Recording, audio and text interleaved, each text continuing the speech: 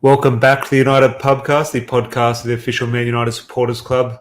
Here for your second last match preview of the season, away at Brighton. Larry, good to see you, mate, as always.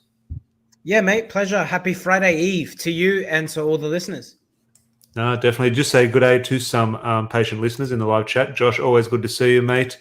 George as well, good evening. Hello, Madrid. Of course, mate, we'll definitely be touching on Real Madrid at the end. And look, I am happy, but it throws up just as many sort of sad points in terms of looking forward to the next couple of weeks. George as well, good to see you. Borche from the football capital, good to see you, champion. Free J Lings, yeah, well, Jesse Lingard might get his farewell away at Brighton, one of his sort of former clubs. He did have 4 loans before he sort of made that senior debut for United. And I think Brighton was one of the more successful ones from memory.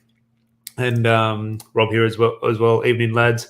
Blue Moon for City. So, look, I'll touch on Manchester City at the end because there is a football match to discuss, and we'll sort of knock that over pretty quickly, Larry, because, well, there is stuff to play for in terms of Europa League over Conference League, and obviously whenever Manchester United take the field, it is about winning football matches. So we'll discuss that first, but I will spend a lot of time on Manchester City at the end. But where do you want to start on this match in regards to, unfortunately, it's a flat feeling going into this. Okay, we sort of had a bit of a feel-good factor the other day against Brentford at home, and a few people said farewell, and there was a Ronaldo goal and a good performance, so that was positive. But now it's a bit sort of going back into the same old. So how are you approaching this one sort of as a fan? Yeah, it's a tricky one. With Real Madrid, can I just say, though, belting football game, and Madrid just turned it on. Rodrigo, wonderful goals, good impact as well when he came on. And yeah, Manchester City just capitulating. And it's really interesting to see. I mean, I've seen an argument, particularly over the last month, thrown up, who's the greatest manager of all time?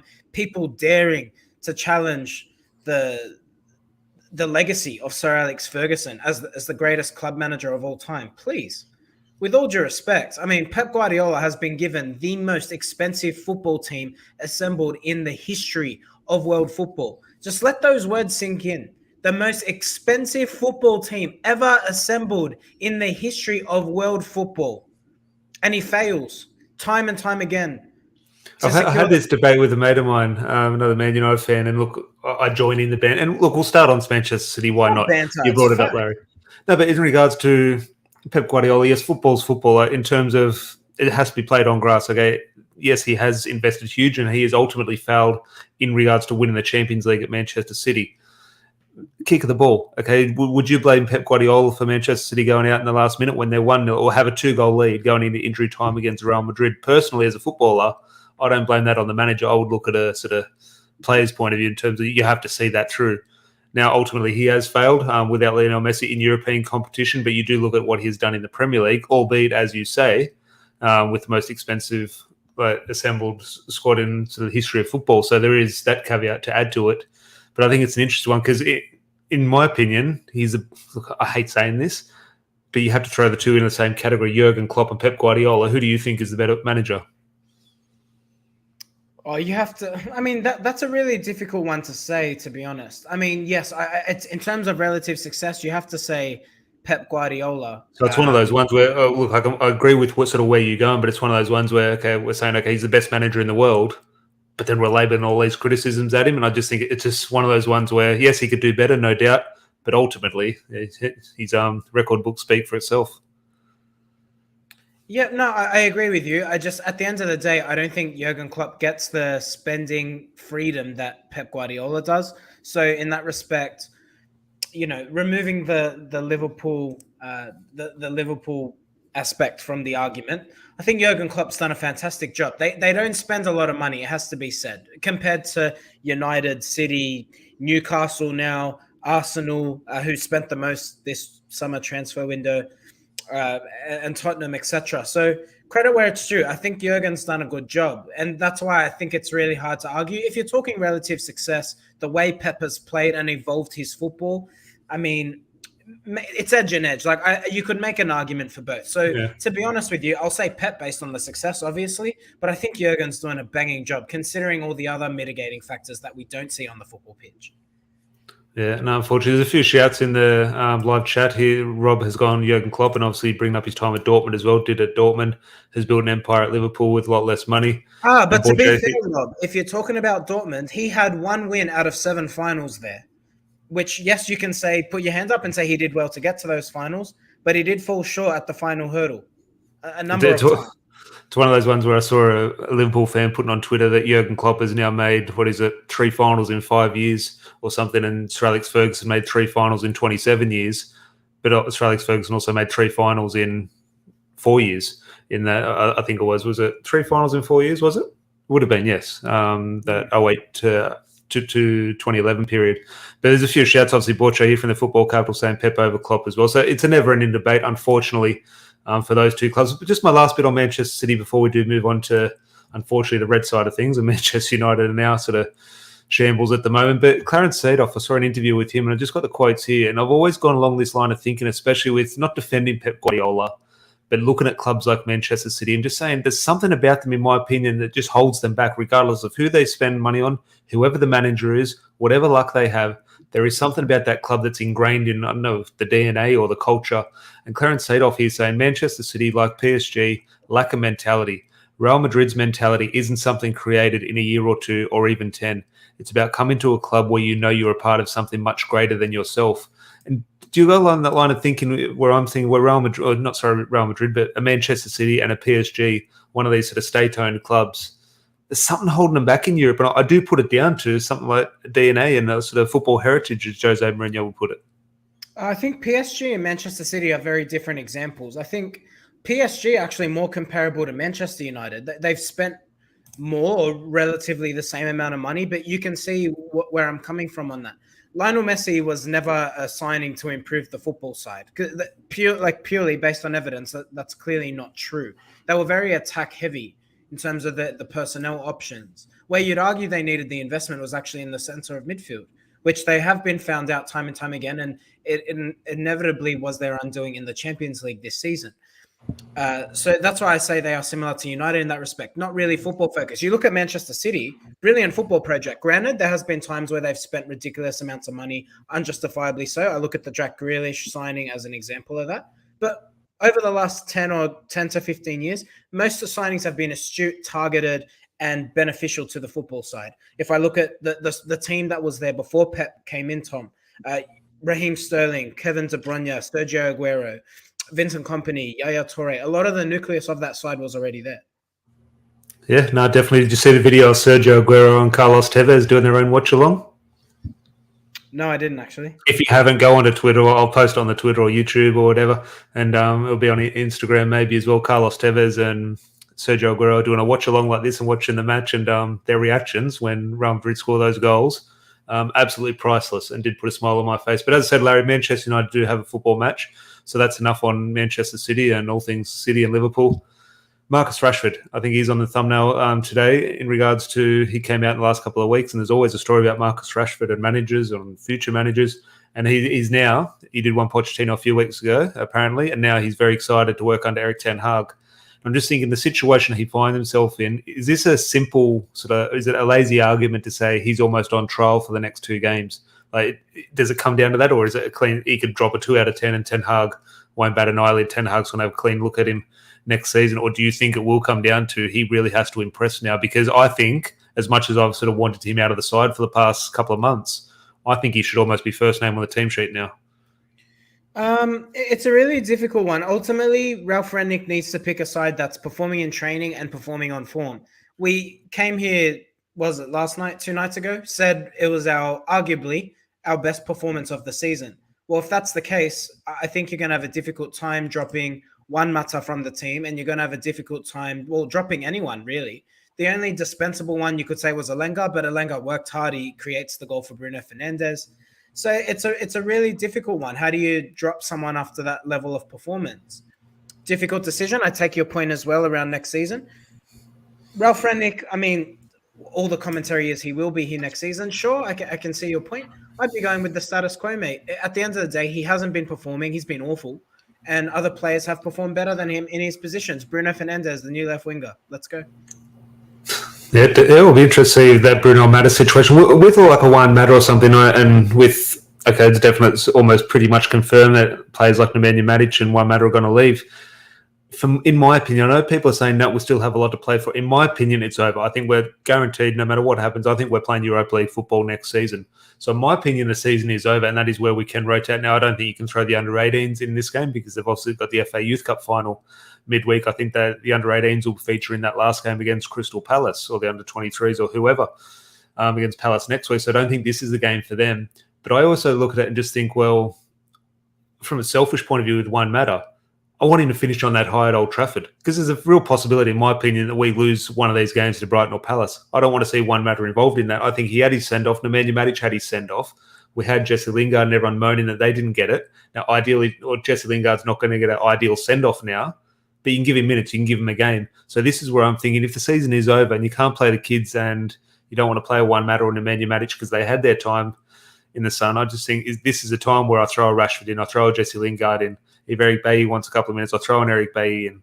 Do you go sort of along that line of thinking, or is it purely about making sure you get the 3 points? Look, I personally go with the 3 points, but I also take your point. I think United are still, I hate to say this, we're still in the race mathematically for top four. Look, we know it's not going to happen, but wherever that chance exists, you have to go for it. And we haven't secured ourselves a Europa League spot if we're not going to secure Champions League. So if you're Ralf Rangnick, you're choosing the best side to secure 3 points. No one in this chat, yourself included, wants the Europa Conference League. I know you've said it on here tongue-in-cheek, though. You don't want that league. I know you're wearing green to show your support behind it, Tom. No one wants the Conference League. So if that's the case, choose the stronger side out there to get you the 3 points. For the last game of the season, however, I'd be actually going the other way. I'd be thinking about the future. Play your Garnachos, play your Hannibal's, play your Fernandez left back, not Bruno, obviously. That's the way I'd be going. You owe nothing to Eric Bailly, Jesse Lingard, Juan Mata, Nemanja Matic. They've had their time. It's about the future. Yeah, no, and yes, that point on the Conference League Rob brings up here, avoid the Conference League at all costs. Yes, that is tongue-in-cheek where I say I prefer the Conference League over Europa. But that's on the back of me not wanting Europa League. I think if I have to pick one of two evils, just for the banter, in terms of, I can see a case for the Conference League. You say that, mate, but if we're 5th or 6th next season and we're scraping to get into the top 4, but we're in a semi-final in the Europa League, you'll be buzzing if we win that trophy and manage to get our way in. So, Yeah. Yeah, no, look, I completely agree, and all the points are valid. Just want to bring this point up a little bit earlier because I'll get into starting 11s, and we're a little bit rushed for time today. So Larry doesn't have the graphic ready for his starting 11, but I've got mine up, and Larry can make amendments to mine. But Adam here saying not looking forward to Basuma destroy McTominay because obviously Basuma is a player a lot of Man United fans do want, especially to replace the Scotsman. But Larry, in our game at Old Trafford against Brighton, do you remember who stole the ball off Yves Basuma to set Ronaldo free for the opening goal?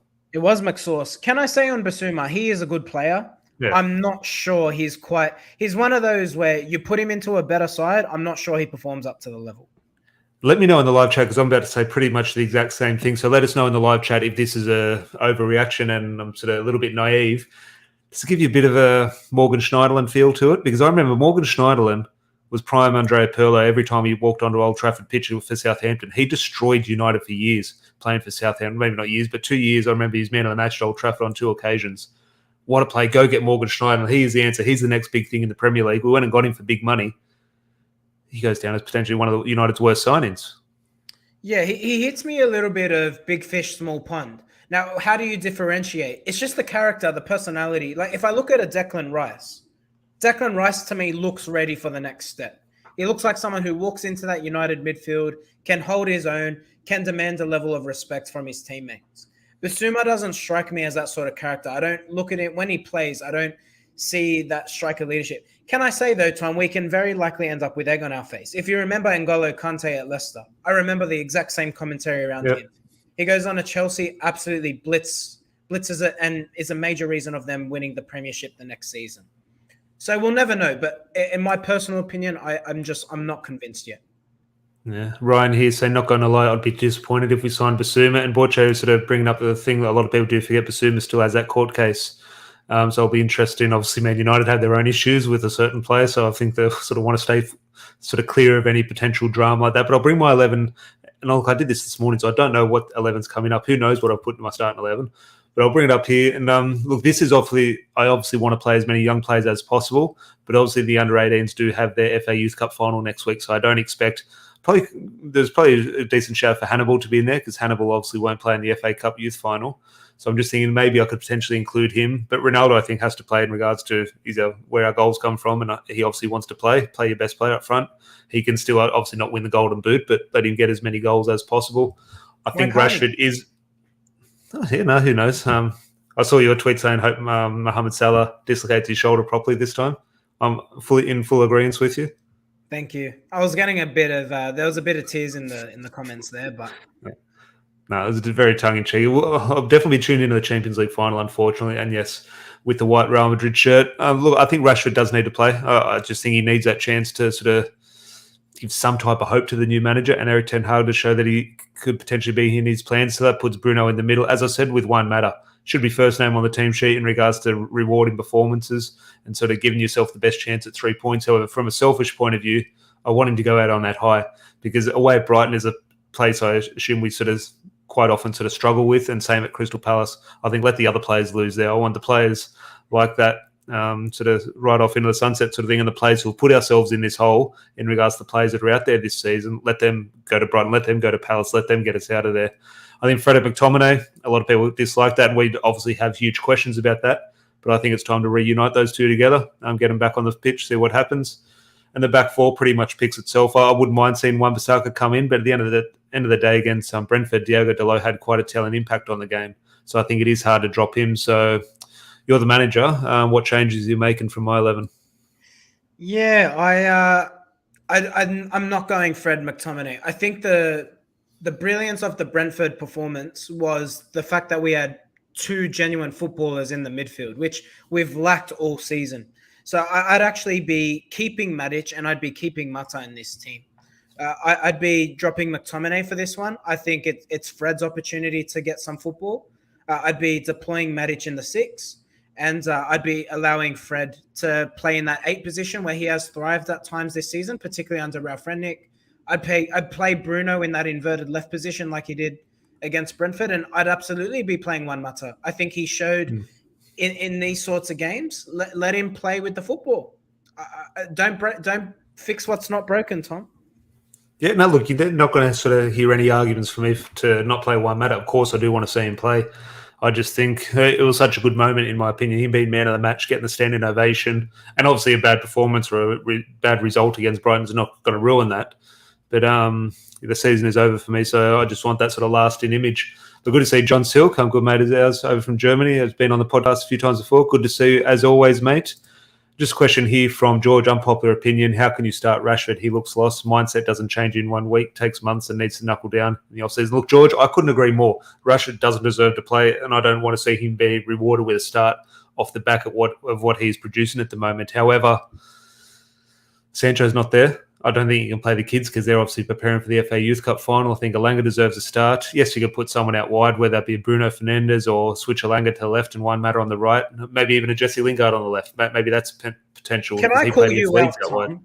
Can Please. I call you out? So for anyone on our in this chat right now, on YouTube, on Instagram, we often throw up a number of polls. So if you're not following us on Instagram, try and keep up with that. It's quite intuitive, and you get to have your say there. And it's interesting to see. There's one up right now, and it asks, will Marcus Rashford return to the sort of form we saw last season, next season? And you voted no in that. So yet you're here advocating for him to start. So please explain why you're advocating for him to start. And secondly, why don't you believe he'll return to the previous form that he's displayed? Because I think he has developed into... I don't think this is form anymore. I think this is a play he's unfortunately developed into. However, as I said, with nothing to play for, in my opinion, now I know there is, but in my opinion, the season is done. We're playing Europa League football next season. So there is nothing to play for. Give him a chance. Let him prove me wrong. Do I think he's going to prove me wrong? No, I don't. But I think he's a Manchester United player who has shown he does have ability. Whatever you think of that ability, if it's good enough or not good enough, that's up for interpretation. But he has shown there is something there. Now, he's got 2 games to prove me wrong or prove the next manager right. So that's my opinion. I don't think he'll get back to the level we need and the level that he has shown in the past. But given the options in the team and the current situation we find ourselves in this season, I'll throw him in. I hope he kills it. I really.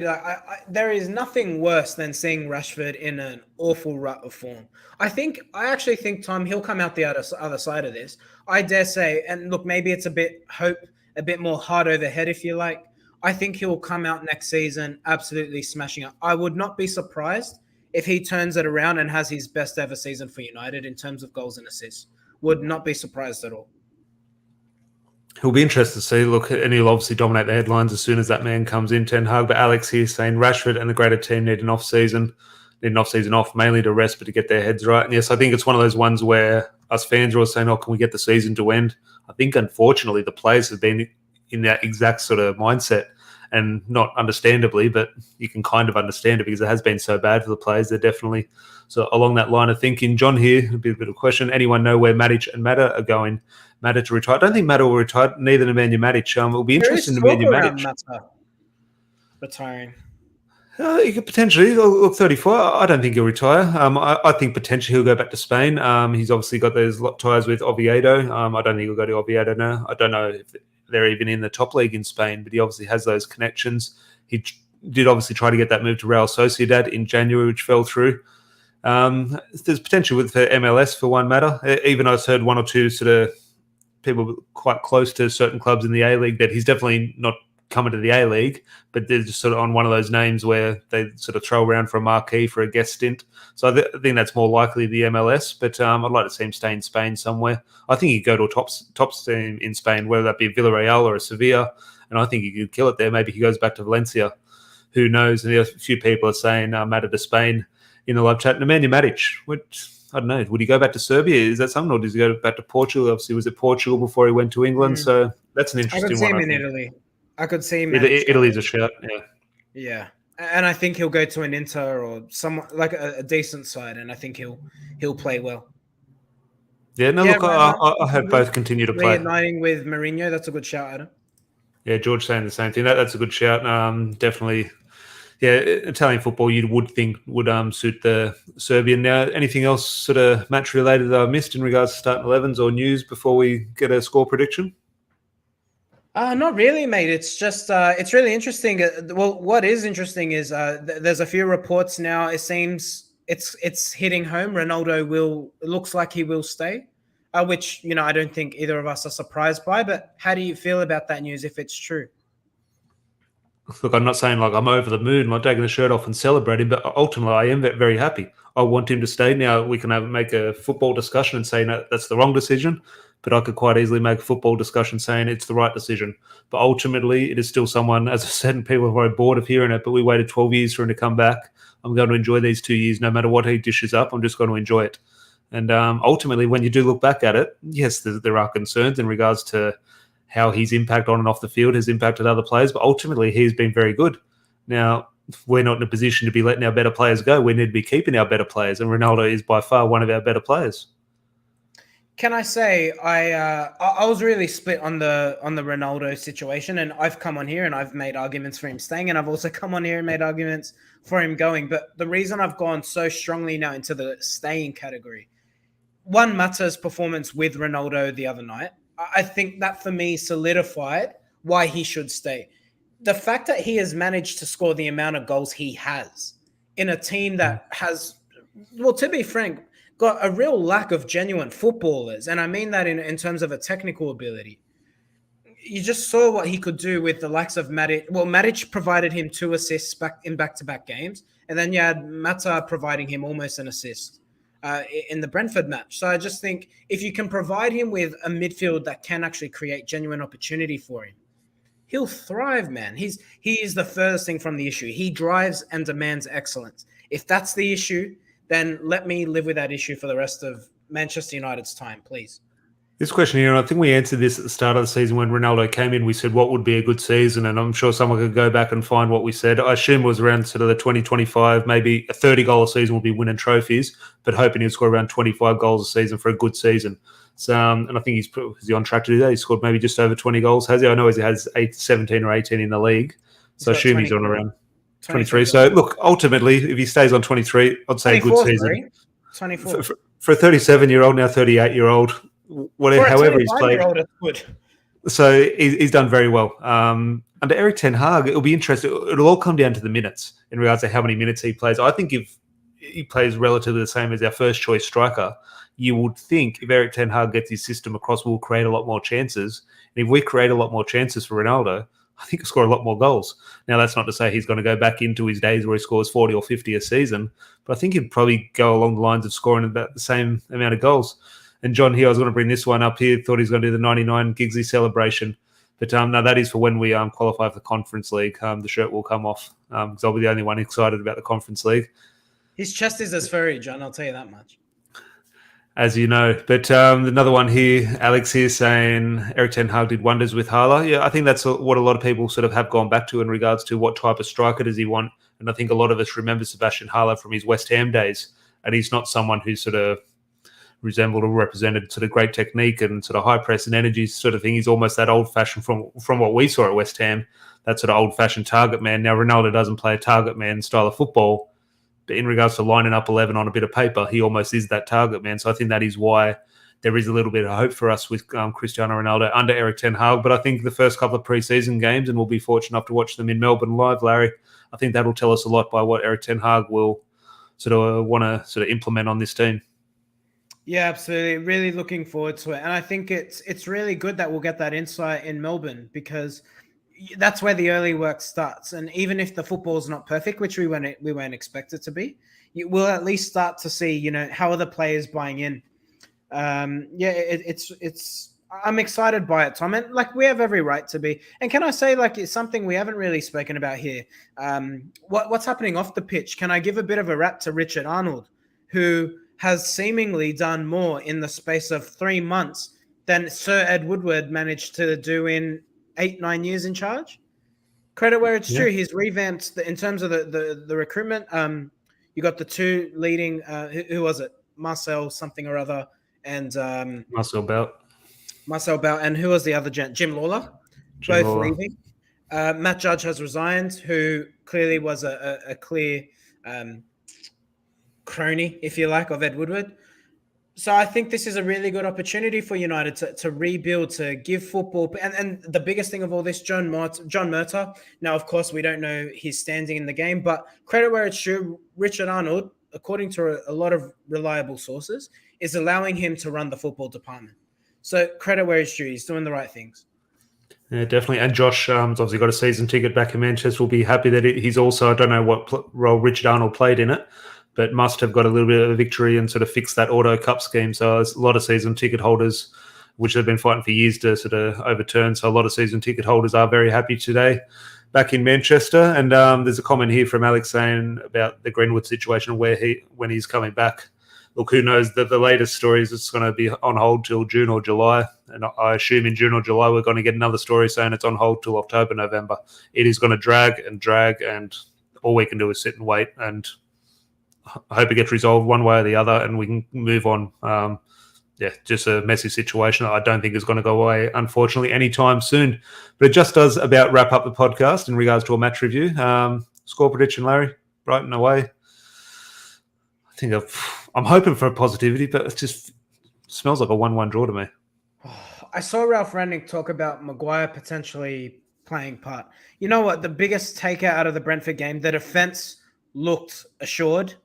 Don't tinker with their defense. I'm going to back United to keep a clean sheet, but I think Brighton will definitely come at us and there will be moments. I'm going to go 2-0 United because Brighton play football. They're not going to sit back. No, definitely. Josh going 2-0. Adam going 2-1. Yeah, look, sometimes these games here, George going 2-0 if Maguire plays, we draw or lose. Sometimes these games where the season does sort of start to fizzle out, Brighton, I assume, is quite safe from relegation as well. With the shackles off and no pressure, both teams seem to sort of go for it and games can get quite exciting. But just does about wrap it up. I appreciate everyone in the live chat. A lot of different opinions in there, which is great. So as we said, obviously this is the match preview done on a Thursday. The match is Saturday night. I think, unfortunately, Larry, is it a 2:30 a.m. game this week or is it a midnight game? Indeed it is. Indeed. Okay, the cracking 2:30 a.m. on a Sunday game. At least it's not Monday morning. At least it's Saturday night, Sunday morning. So we'll be back on Sunday night for a review of the Brighton match. But also make sure you are subscribed because there is a while before our next game. There's obviously a 2-week break before the Crystal Palace match. And so we will need to find content, but obviously potentially one of the highlights in this sort of run into the season ending, Larry, is the FA Youth Cup final. I just saw Man United have now sold 50,000 tickets at Old Trafford for an FA Youth Cup final, which is unbelievable. I think it sets the record for a Youth Cup final, which is amazing. So it will be a match we'll be tuned into, and obviously there's a lot of players we do want to sort of keep an eye on. But on Tuesday, we'll preview that match. It's Thursday morning Sydney time, but on Tuesday night, we'll do a preview with Scott Wooten, who's obviously over here at the moment playing with Wellington Phoenix, but he's a former Man United youth player and made a few appearances in the last season. We won the Premier League in 12-13. I think he made an appearance in the Champions League and an appearance in the League Cup. So he's obviously come through the Man United youth system and knows a thing or two about a winning dressing room, the last winning dressing room he was a part of. So it'll be great to get his thoughts. So that'll be next Tuesday. We'll talk about his United career, how he came through the youth system, etc., and his career therefore after, and obviously do a bit of a preview on the FA Youth Cup final itself. So looking forward to that on Tuesday night. Hopefully you can join us for that. Larry, have a good weekend, mate. You too, mate. Cheers to everyone in here. Make sure you are subscribed if you're new, and hit that like button. Me and Tom like people in the pub, you know that. And look, like I said, we're trying to be a little bit more interactive on Instagram. We're doing all sorts of polls and different sorts of things. So come interact with us on there. Always good fun. No, well said. Echo your thoughts 100%. Until then, hopefully for 3 points on the weekend, and we'll chat to you then. Cheers.